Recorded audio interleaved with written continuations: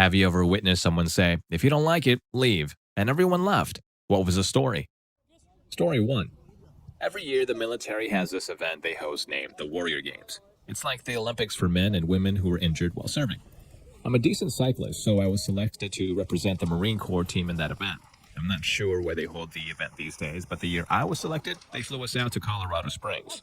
When I got there, I quickly realized that 99% of the Marines competing were still on active duty. I had retired a few years prior, so it was weird being around Marines again. Almost immediately after arriving, the senior leaders and officers in charge began demanding that I get my hair cut and shave my beard. At first, I laughed it off and I thought they were joking. Turns out, they were quite serious. The lady who was in charge of the Marine team was a major, and she took me off to the side and ordered me to get a haircut. I reminded her that I had retired a few years prior and was no longer required to abide by active military grooming standards. Then a light bulb went off in her head, and with a smirk, she said, well, you either get a haircut or you can go home. Your choice. So I smirked back and said, guess I'm flying home. They had already pre-purchased our plane tickets home, so all I did was call Delta and explain what happened, and the lady on the other end transferred my ticket to a flight home the next day. I had taken a few weeks off work to attend this event, so I just went back home and enjoyed my time off with my hair and beard. You have no power here. Story 2. At a former industrial job, I used to have said that during an all-hands meeting. We were understaffed, underpaid, and overworked, and everyone knew it. Instead of the 2-to-1 ratio of 2 machines to 1 operator for safety reasons, we'd have 4, 6, 8 because people were just getting paid less than most retail jobs to bust their ass in some of the most disgusting work I've ever done. You'd come home covered in moldy coolant, metal shavings, and stink. Machines started breaking down because they'd never shut them down to perform maintenance on them, so we'd often have massive problems, which of course meant even more overtime to make up for the broken machines, and people started quitting. Management's response was to tell us that they expected us to work harder because they couldn't get more help. One of my coworkers, who generally gave no f***s, asked in front of everyone in that room why they didn't try raising the poor wages and see if they could entice people that way. The response was, we're not having that conversation right now. If you don't like it, you can quit. Oh, buddy, was that the wrong thing to say? As soon as word got out to the other shifts, what can only be called a exodus began. We lost half of each shift within the week. I stuck around for a few more weeks until I had a conflict with my schooling at the time, since one of my classes got out about 30 minutes before my shift. 30 minutes away, so I warned them in advance that I might be a few minutes late one day a week. Maybe. I got told that I needed to decide what was more important, my school or my job. So I quit and giggled my ass off at the sign in the HR office that said we had an almost 80% turnover rate. Never did find out what happened to that hellhole, but I can't imagine anything good with losing that many people. The poor HR rep seemed like she was just so done with everything and seemed so very apologetic as she took my badge. Story 3. My great-grandmother is notorious for being a mean old bitch. It was Thanksgiving at her house and much of the extended family was there. She started harping on my mom's cousin for something like she always does, and my mom's cousin was like, Grandma, can't we just have a nice dinner for once? And great-grandma was like, if you don't like it, leave. And every last cousin, aunt, uncle, and all their food disappeared to my aunt's house. Lol. Story 4. When I was a kid, I stayed at a friend's house for the weekend. My friend's mother was one of those parents who, at the dinner table, require their kids to eat everything on their plate come hell or high water. I had been served way too much food and said that I can't eat it all. The mother said to me, you can either finish your food or leave the table.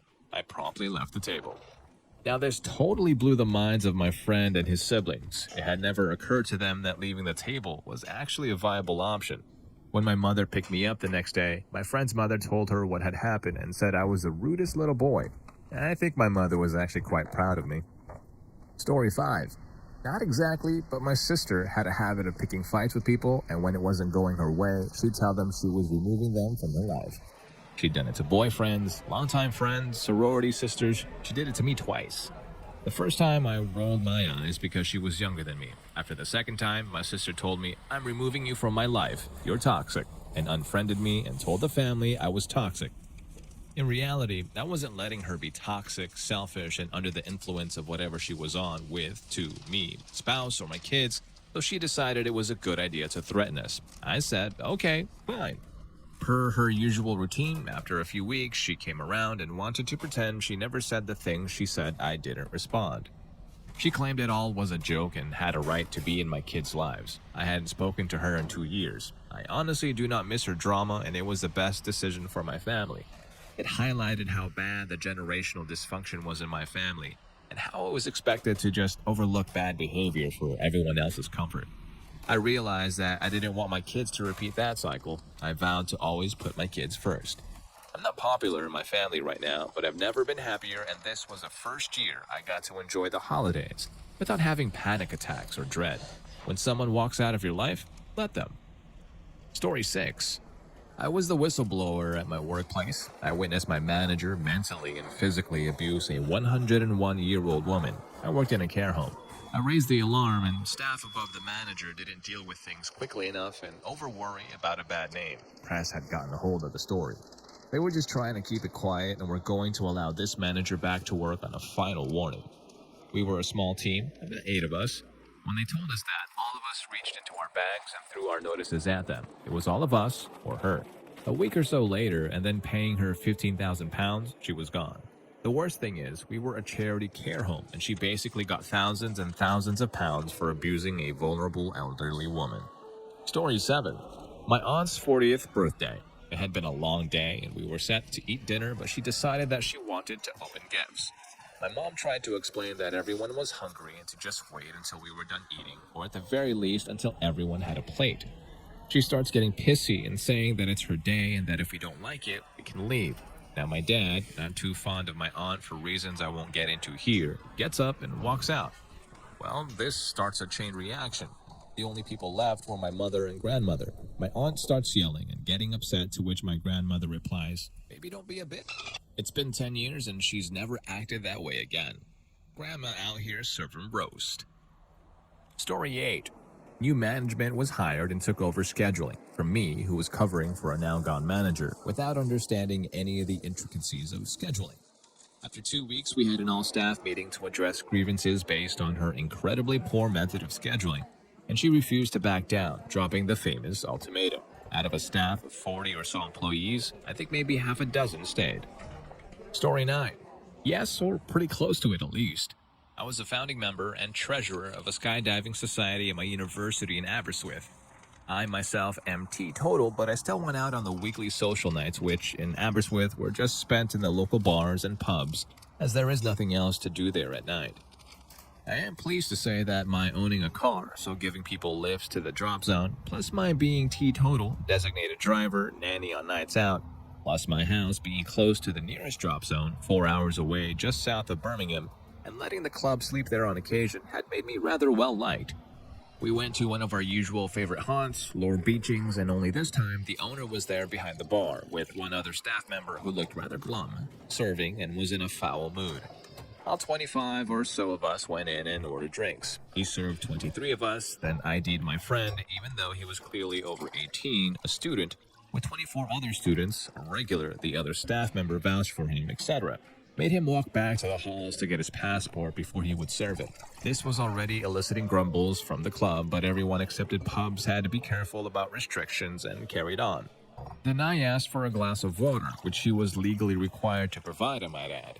He replied, "I'm not muddying my glasses for some prick who isn't paying." I simply raised my eyebrows, as I had never encountered such a response to a request for a glass of water before.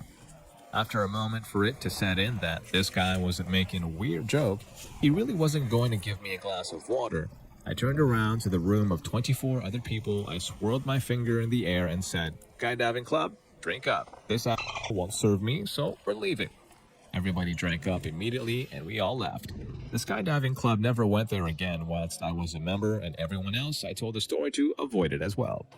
Story 10. I had an insufferable supervisor once, and we'd have these 15-minute pre-shift meetings. The dude would just stand in there and lord over everybody for the duration and talk about how bad we were doing. The phrase, "we suck," was one of his favorites. Finally, one day, he's really on one and summons the testicular fortitude to say, "If you don't like it, there's a door." His second in command got up, said, "Fuck this," and walked out. He stood there, stunned for about 5 seconds, and then ran out the door after him. He later ended up having some mental instability and quitting. The second in command is now the supervisor. I survived all of those meetings by default, assuming he wasn't talking to me. Story 11. It was a typical 80s teenager house party. I don't even remember how we ended up at this guy's house, but I only knew him by name at school and we'd never hung out before. There was a pony keg and about 15 people there. So far, so good. I remember everyone asking the guy if he had any music. The dude shrugged it off and said, maybe later. First, we have to get in the right mindset. He left the room and came back with a Crown Royal bag. Everyone was thinking he was about to twist up a joint. Cool with us. He then pulls out a huge bag of cocaine and starts lining it up in front of us without saying a word. Now, I was okay with a little weed, and I wouldn't care if someone was doing coke in the back room discreetly, but I never did it myself and was definitely not cool with someone having such a large amount in the open. I politely said, hey man, that's more of a back room thing. A couple of others around me said something similar and the whole vibe changed.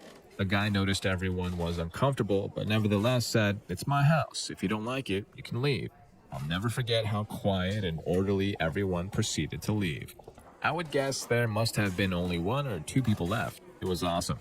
Yeah, for them as well, because they wouldn't have to share. It's a win-win. Story 12. Grade 8 language arts class. To preface this, I was never an aggressive student, generally the teacher's pet, the person who, if a teacher was away for the day, would be tasked in their notes to the sub to be able to assist and give them directions. The time, 20-some odd years ago, shortly after the Columbine shooting. This context is critical to the story.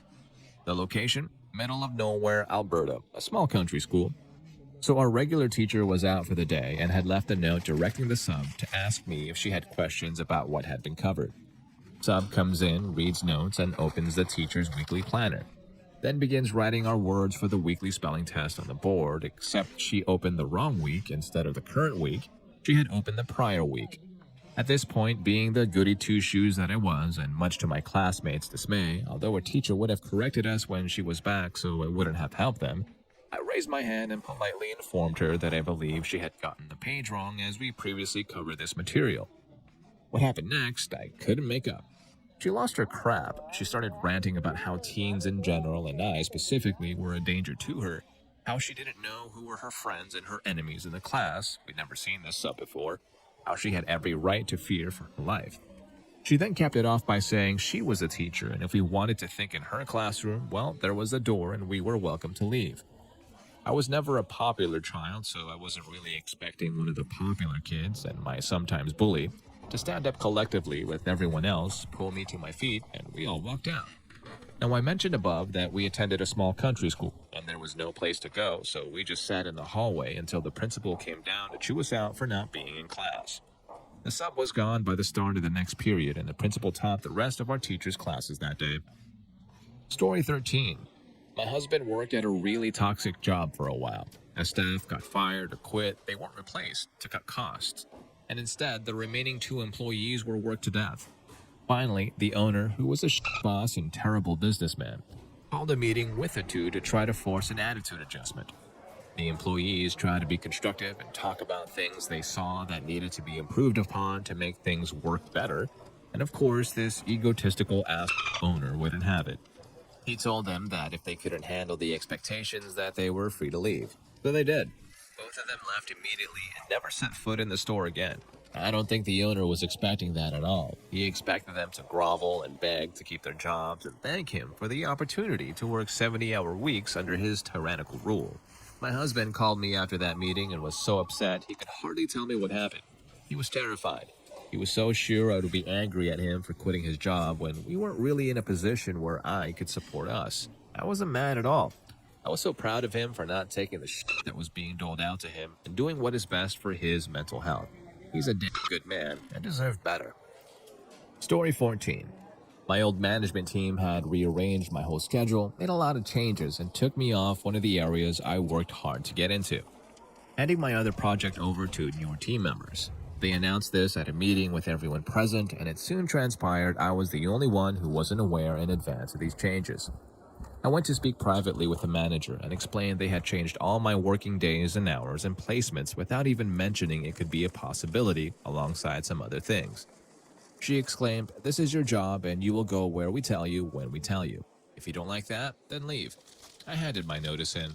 They spent a while asking me to reconsider, but to be honest, this was the straw that broke the camel's back, and I'm so glad I left. Although I do remember taking a walk later that evening and thinking to myself, damn, I'm technically unemployed, but I solved it before my notice period ended. Story 15. Okay, maybe not everyone left, but my mother-in-law got me involved in a charity. First, I was a volunteer, then a secretary to the board, and back to volunteering again. Things started changing. People who got on the board were no longer true to the organization's mission and at times ethically challenged. For example, using high school volunteers for the charity in a political campaign, using artwork obtained through contests beyond scope of the contest rules without pay.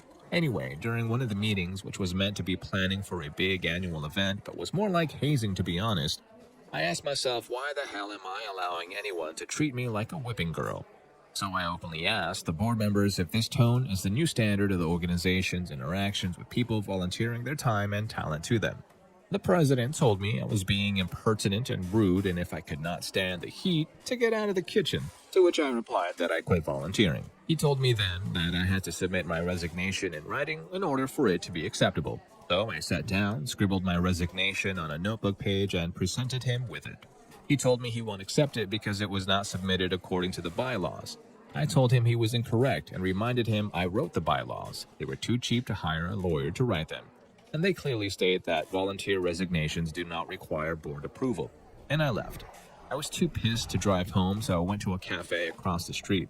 A few minutes later, 2 other longtime volunteers and all the high school volunteers walked in. They all did quit effective immediately as well. The annual event did not take place. The board was sued by the entity it was supposed to be solely supporting for mismanagement and misappropriation of funds. The charity was later involuntarily dissolved by the state due to reporting failures. Custodian was appointed and allocated the remaining funds. In hindsight, it was the right time to jump ship. For me, the best part was the board let the insurance lapse, guess who normally kept track of the renewals, so the legal expenses and part of the judgment went out of their own pockets. Talk about the heat in the kitchen. Story 16. I don't know if this counts, but this happened with my siblings and me and my mom. She was a terrible parent, not abusive enough to get child services fully involved, but they had visited the house a few times. Wonder how much abuse kids have to endure before they get off their ass. But apparently being raped by your stepdad isn't a cause for alarm. She always had an if you don't like living here, move out attitude. So as soon as my siblings and I were able to, we moved out. We unfortunately don't get along at all. One of us became a perpetrator in the abuse, another stuck too close to home for me to risk further contact. But the eldest of us left in their early 20s, the middle child left about as soon as they graduated, moved back for a few months but left again. And I moved several states away and never looked back. We all didn't like it and left, and yes, our mom frequently tries asking why. She asks the middle child the most as she's the only one who keeps contact with her mom. I cut her off years ago, as did the eldest. As if 18 years of abuse isn't good enough reason to say, "F it and dip." Story 17. From 1996 to 1999, I worked for Burger King. It was my first job and I stayed because they were close to home, my friends worked there, and they were very accommodating for my school and then university schedule. At one point, they fired our favorite manager, Kevin. We were never really told why. He was just gone one day. They replaced him with a complete turd of a human. The turd started forcing us to sell food that our policy said was too old to sell. He cut down on ketchup portions for carry-out fries. He started short-staffing us so things weren't getting cleaned correctly. Scheduled students when they had class, just a general jerk who didn't know what he was doing. Burger King didn't realize Kevin had an entire well-oiled crew who was loyal to him. They told us to deal with a new manager instead of trying to fix his issues. So we left, all of us. The entire crew saved a few night shift closers who had to have a job within walking distance from their apartments. Kevin became the store manager of a newly opened pizza place and needed to hire a whole crew. The good news for him is he didn't have any trouble finding people that were good at what they were doing and worked well together. So that was the day I went from Burger Maiden to Pizza Princess. Stayed there for 3 years too, until I got through college. Story 18. I have a couple that immediately came to mind. I was in college and on the cheer squad. I was working retail part-time. I asked my boss to work around my cheer schedule. He refused because cheerleading is not a sport. He was working around other employees' extracurriculars. He said that if I didn't like it, leave. I said, okay. He backpedaled so fast, kept the job, and was able to cheer. Another job. I was up for a big promotion. I was told it was mine. And at the last minute, my boss gave it to the woman who worked under me because the boss heard a rumor I might be moving within the next year. Boss didn't talk to me or question the validity of the rumor. It wasn't true. Went to the boss's office and she was a complete witch about it. She said, if you don't like it, leave. So I did. Right then, I can still see the look on her face. It left my team in a bind. She was not expecting me to just walk out right there and then. I found out later that the person who got the promotion wasn't working out and that several of our clients with who I had established relationship jumped ship because they didn't like the other person.